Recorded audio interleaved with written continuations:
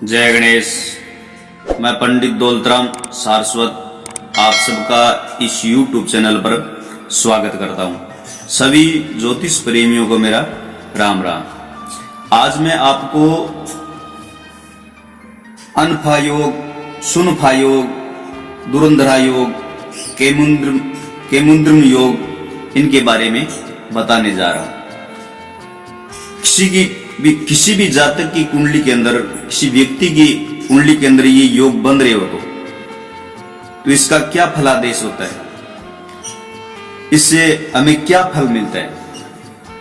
अब 4 योग बनते हैं। इन 4 योगों का विचार चंद्र राशि से किया जाता है।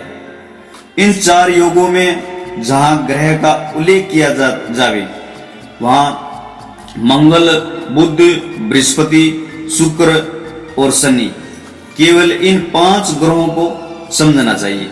सूर्य की गणना इसमें नहीं करनी चाहिए। यदि चंद्रमा से द्वादश में कोई ग्रह हो, सपोज करें कि चंद्रमा तृतीय भाव में बैठा है और द्वादश भाव में कोई ग्रह हो, द्वादश भाव हो गया, चंद्रमा से द्वादश भाव हो गया दूसरा भाव, यहां पे कोई ग्रह बैठा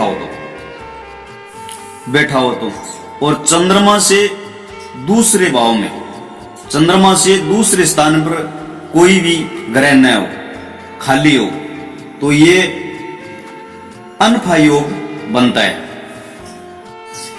इसी को अपने दूसरा उदाहरण बनाएं। अगर सप्तम भाव में चंद्रमा बैठा है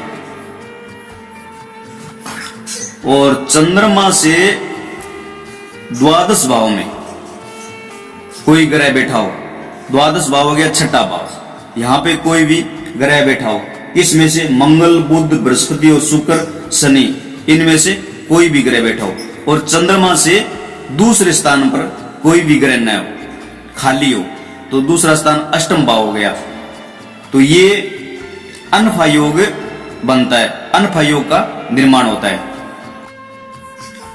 दूसरा योग, अगर चंद्रमा से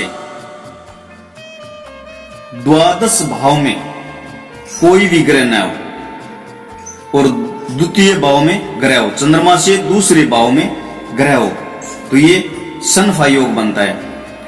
तृतीय भाव में चंद्रमा बैठा है तो अगर चंद्रमा से द्वादश भाव हो गया दूसरा भाव और चंद्रमा से दूसरा भाव ये हो गया चतुर्थ भाव, तो इसमें चतुर्थ भाव में कोई ग्रह बैठा हो तो सुनफा योग का निर्माण होता है।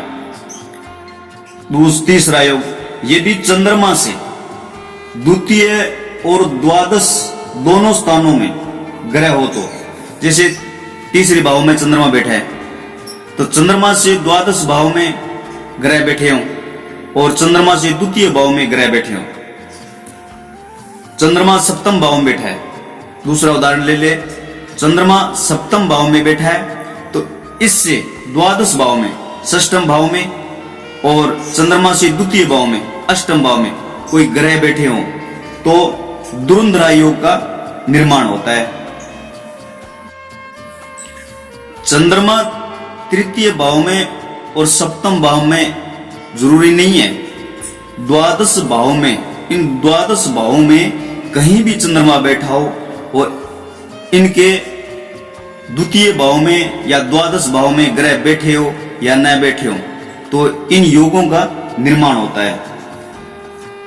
चौथा, यदि चंद्रमा से द्वादश भाव में और द्वितीय भाव में कोई भी ग्रह न हो, दोनों भाव खाली हो, जैसे तृतीय भाव में चंद्रमा बैठा है तो द्वादश भाव में यहां पर कोई ग्रह न बैठे हो, दूसरे भाव में यहां पर कोई भी ग्रह न बैठे हो, जैसे सप्तम भाव में चंद्रमा बैठा है तो षष्ठम भाव में कोई भी ग्रह न हो, अष्टम भाव में भी कोई ग्रह न हो, तो ये केमुद्रम योग का निर्माण करते हैं।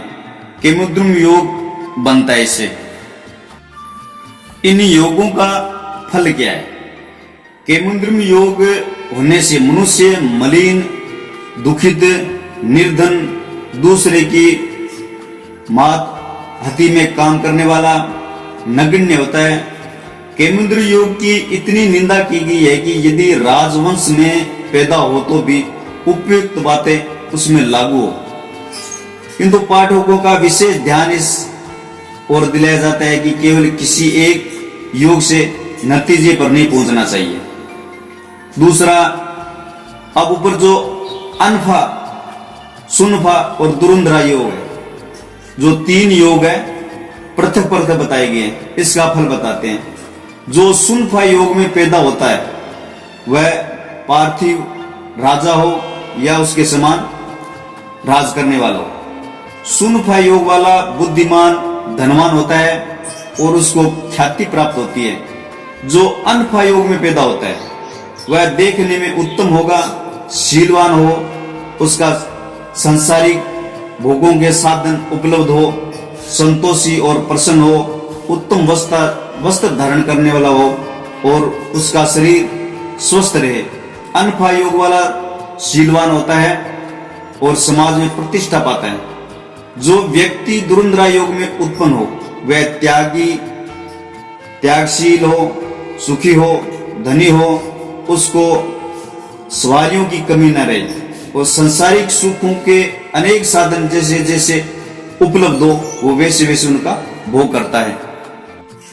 आज आपको मैंने इन 4 योगों के बारे में बताया, अनफा योग, सुनफा योग, दुरुंधरा योग, केमुद्रम योग। तो ये जानकारी आपको कैसी लगी? आप अपनी राय जरूर व्यक्त करना और ज्यादा से ज्यादा इस चैनल को, इस वीडियो को लाइक करना, शेयर करना और जिसने अभी तक सब्सक्राइब नहीं कर रखा है वो कर लेवें और जिसने कर रखा है उनको बहुत बहुत धन्यवाद। जय मां भारती, जय गणेश।